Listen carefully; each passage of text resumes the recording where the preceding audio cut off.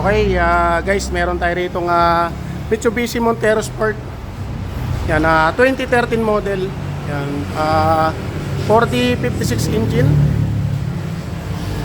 Yan, ang issue na ito guys sa starter motor, nakakailang ulit na start yung may-ari.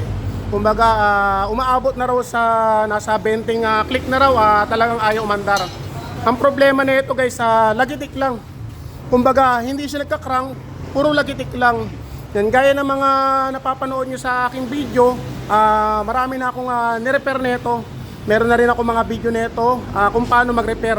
Pero ngayon guys, uulitin ko ang pag-repair nitong starter na to para sa mga hindi pa nakakapanood ng mga video ko at sa mga kakakita guys, panoorin nyo hanggang dulo para kaya nyo i-DIY ang inyong sasakyan. Yan, bali ito guys, inalis na namin yung starter motor. Yan, kinalas na namin. So ito na siya guys, kinalas na namin. Yan, ito. Ito yung field coil. Yan, ang una yung i-check guys, kapag lagitik lang, ito, ang solenoid. Bali ito guys yung contact nya. Kailangan guys mag-contact tong dalawa na to para tumawid dito sa starter motor. Ito kasi guys ang starter motor. Yan. Ngayon ang solenoid nya, ito yung magpapaandar sa kanya. Kailangan guys, itong dalawa na to, magko-contact yan sa loob para tumawid dito. Yan, kapag tumawid yan, iikot na yung starter motor. Yan, bali ang re-repair natin guys, ang tutorial ko ito, kung paano yan re-repairin. Yan, syempre bago natin repairin yan, pa-shoutout muna natin guys yung may-ari. Sir, baka may isa-shoutout ka? Shoutout sa rin tatay ko. Yan, sir. Wala ka na sir na ibang isa-shoutout? Ito si sir ang may-ari ng sasakyan. Sir, nakakailang start ka niyan? Minsan, mababot ng 20, minsan ayaw talaga.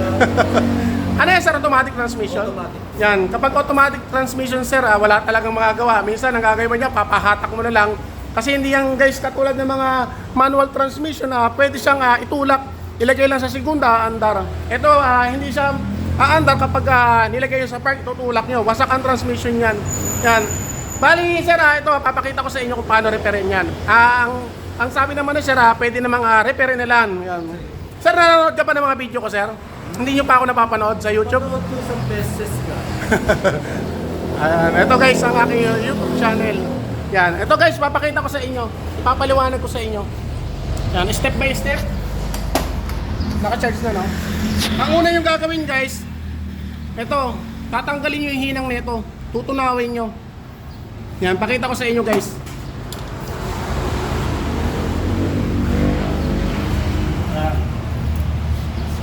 Yan ito guys, tutunawin natin yan.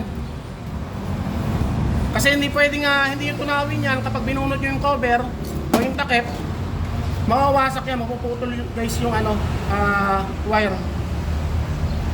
Yan, ganyan lang guys, kung meron kayong mga panghinang na medyo malakas, ganyan gagawin nyo. Tapos, kapag alam yung tunaw na, ipukpok nyo lang. Yan, ito guys, kitang-kita naman oh. Yan. Tapos, sungkitin nyo lang guys. Yan, kailangan tumanggal siya rito. Matanggal yung pagkakahinang niya. Yan, ngayon guys, ito naman yung kabila. Yan, pupunduhan nyo lang guys ng tingga.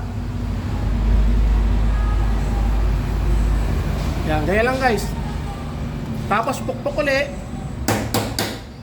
Yan. Tapos ito guys, iaangat nyo rin. Yan. Ngayon guys, ang gagawin nyo, tatandaan nyo lang. Itong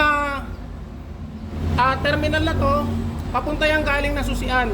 Ngayon kailangan yung dito sa terminal na to, dalawa yung wire. Hindi kayo pwede magkabaliktad dyan guys. Kailangan dalawa rito, dito yung single. Papunta rito sa field coil. Yan. Ngayon guys, ganito. Kung meron kayong lagare. Ganito guys, igagato natin kung meron kayong mga gato. Yan, lalagariin nyo lang dito. Lalagariin nyo lang. Yan. Ngayon kasi sa akin, ang ginagamit ko, Grinder, ito. Medyo ingat lang guys ha. Kasi grinder yan, delikado yan. Dito ka rin. Ganito yung labi niya, kailangan maibuka natin yan.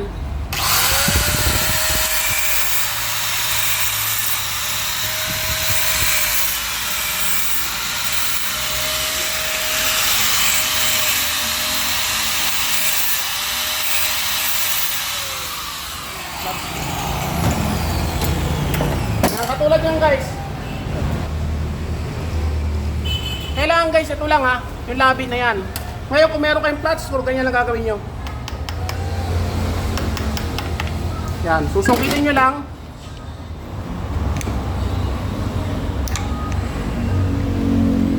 Yan, balik na yan guys. Ang mangyayari, yan, paikot yan. Okay, ito na guys. Yan, ibuka na natin yung labi. Yan, paikot yan guys.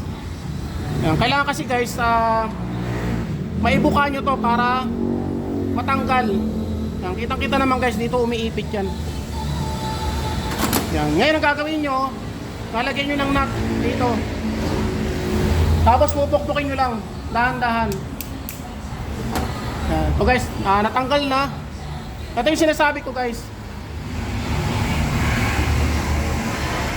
Yan, kailangan guys, tatandaan nyo lang. Yan, ito double wire yan. Ito single. Yung double wire, dito nyo ilalagay yan ha. Hindi pwede magkabaliktad yan guys. Kasi kapag nagkabaliktad yan, ng lagay, magdamag lang, lobat na ang battery nyo. Nakakapagpalobat din ang battery yan guys. Yan, ito, kailangan dito, sa terminal na to, dito yung double na wire. Ito single, dito, sa papunta sa field coil. Yan. Ngayon, ito yung nagiging problema niya. Papakita ko sa inyo. Kaya siya lumalagitik lang. Sir, ito yung problema niya sa.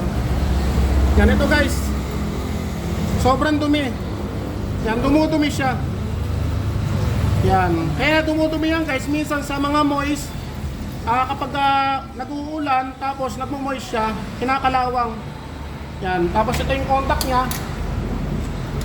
Yan, ito sir, oh. Sumura. Yan. Yan. Kitang-kita naman guys, sobrang dumi.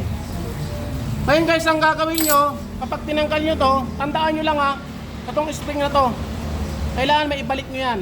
Napaka-importante yan guys. Siya ang magpapabalik dito.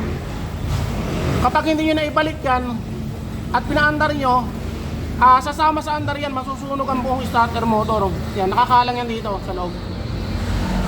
Yan. Kailangan ingatan nyo lang yan guys. Kailangan maibalik nyo yan. Ngayon guys, ito. Sobrang dumi. Yan. Ang gagawin nyo, tatanggalin nyo to. Yan, natatanggal tong lock na to. Yan, sa mga gustong mag-DIY guys ha. Yan, susungkitin nyo lang. Yan. Kapag natanggal nyo yan, meron yung fibra dito guys. Yan. Spacer. Nasa ibabaw. Yan, ito yan. Meron din sa ilalim. Kailangan guys, may ibalik nyo rin yan. Ngayon ito, marumi. Pwede nyo linisin yan guys. Yan, lilinis siya. Kaya lang, medyo lubog na. Ang gagawin nyo, babalik ta rin nyo na lang. Yan, ito ang gagamitin nyo yung kabila. Yan, pakita ko sa inyo guys ha.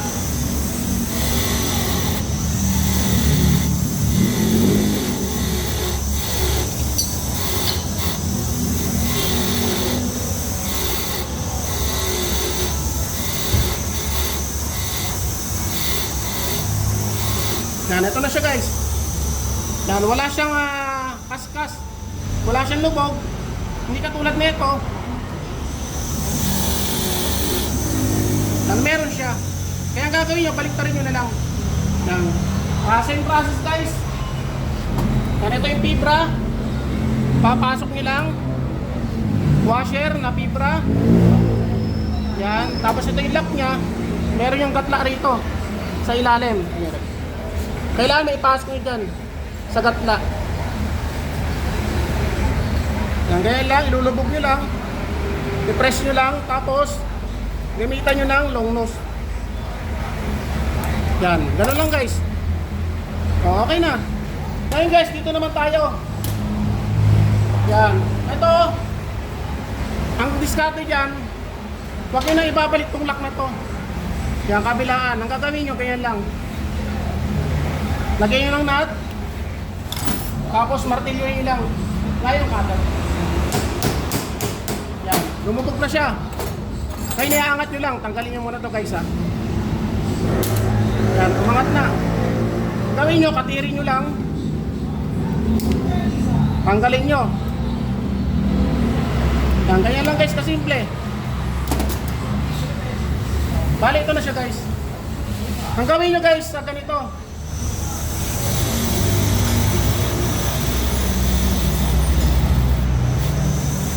Yan ito, may lubog din siya. Yan, may kain na siya. Ang gagawin nyo, yung kung hanggang siya lumubog, kung meron kayong grinder, grinderin nyo. Sa akin kasi ito guys, ang ginagamit ko.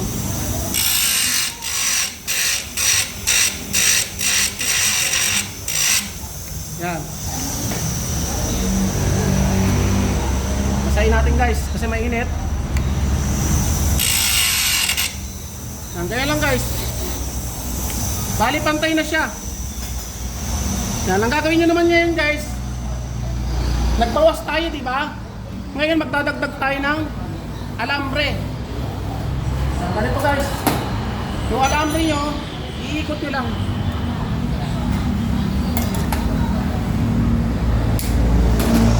Ayan na, ilalagay nyo rito. Yan. Lalagay nyo para umangat siya.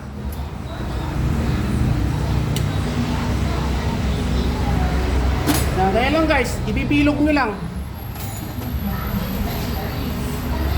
Yan, isusukat nyo lang guys.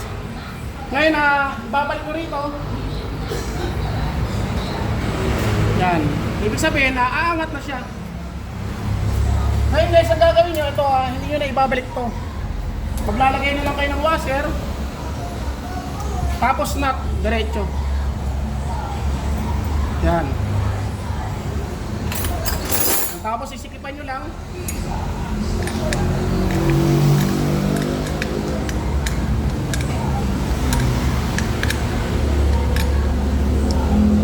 Ganito guys. Ito na yung alambre. Yan, medyo mas mataas siya rito sa sa hindi pa natin nagagawa. Yan. Kaya ako nilagyan ng alambre guys para yung ibinawas natin sa kanya maibabalik. Yan. Ganun lang guys. Same process. Kung ano ginawa natin dito, ganun ang gagawin natin. Ngayon meron akong nilalagay dyan guys. Ito. Epoxy. Yan. ANB na epoxy. Nabibili yan guys sa hardware.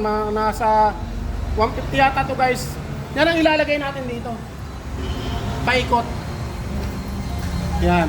Bali, ipakita ko na lang guys sa inyo mamaya kapag nabuo ko na. Yan, ito guys, ang video ko na to, step by step. Sa mga gustong mag-DIY, yan, kahit nasa bahay kayo, magagawa nyo na maayos ang sasakyan nyo. Yan, okay guys, mamaya pakita ko na lang kapag a-assembly na namin.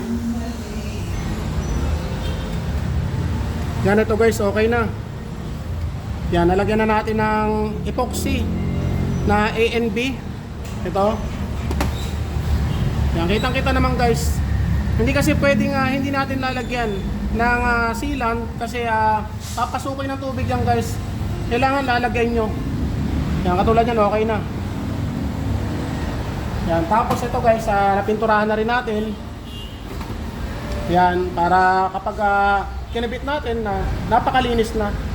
Yan, ito guys. Yan, maayos ang carbon nya. Mahaba pa, kaya walang problema dyan. Yung armature, yan, nalinis na rin natin.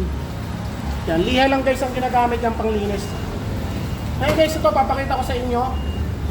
Itong bulitas na to, iingatan nyo yan guys. Kailangan dito nyo mailalagay yan sa loob ng butas. Yan, kasi kapag dito nyo nailagay, yan, katulad yan, nandito yan, kapag umikot yung starter motor, mawawasak yan kasi kakalang yan dito sa gear. Yan, mawawasak yan. Kaya kailangan ito, nandito yan sa loob. Yan. Nasa loob siya. Tapos kailangan guys, may ibabalik itong takip. Yan, dito yan guys, papasok yung bulitas. Yan, ayan guys, kapag nawasak yan, nakakapagpabilis ng tibok ng puso yan guys. Kasi alam yung gagastos kayo ng malaki. Yan, ganito magbalik niyan. Ito, ipapasok nyo rito. Sa gatla na yan, yung goma. Yan, ganyan lang guys. Tutulak nyo lang yung mga carbon. Yan, sa mga nagdi-DIY guys ha. Yan, tulak lang ang carbon. Yan, pasok na. Tapos ito, pumasok na rito. Yan, ngayon itong butas na to, yan, may butas yan guys. Kailangan itong butas na to, nasa ilalim siya. Yan, nasa ilalim. Yan, ganyan ang forma yan guys. Kasi kapag nailagay sa ibabaw, papasukin ng tubig, mabubulok yan guys yung loob niyan. Yan, balik na natin guys yung mga tornilyo.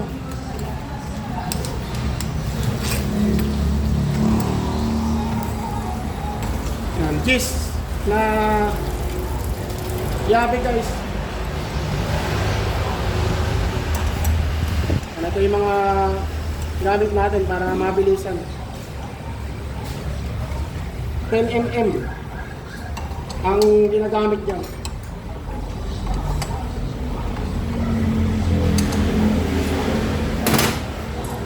Yan, para ito guys, pinipinturahan na rin namin. Yan. Kailangan guys, maibalik nyo yan. Ground yan ng carbon holder.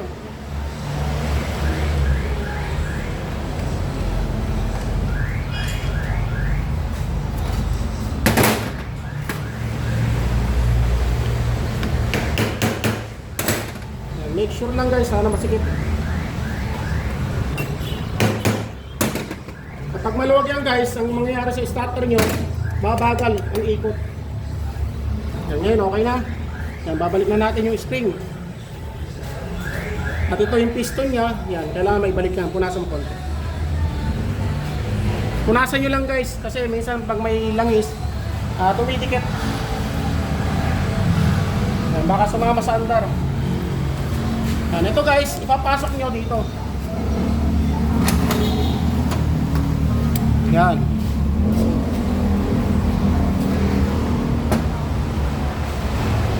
Bali, dalawang tornilyo.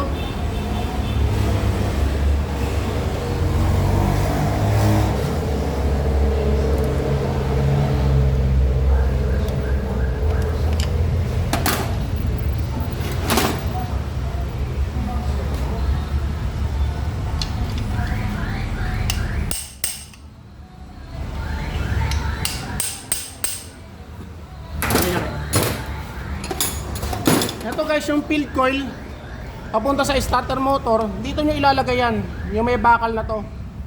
Hindi pwede magkabaliktad yan guys, kasi kapag nagkabaliktad, malolobat ang battery nyo, magdamag, lobat na yan.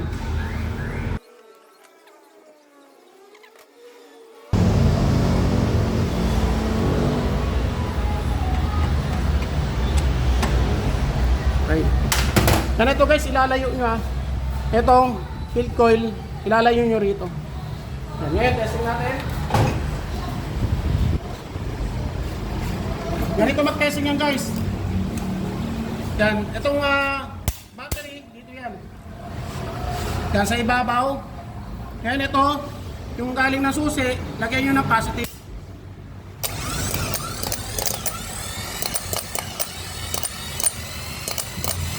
Okay. Ngayon guys, ang gagawin namin ay kakabit na namin to.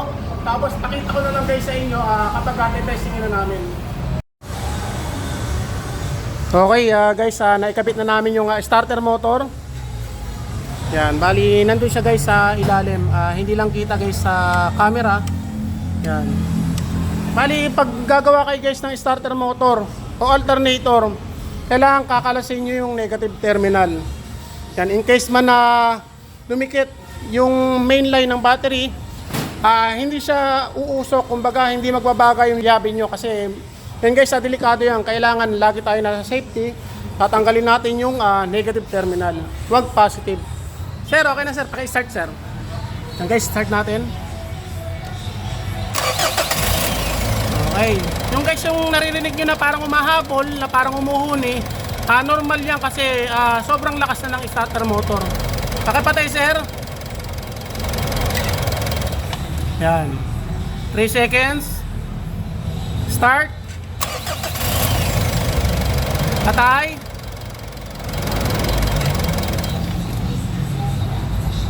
Start. Okay. Okay sir, pakipatay na. Okay na. Sir, halika sir.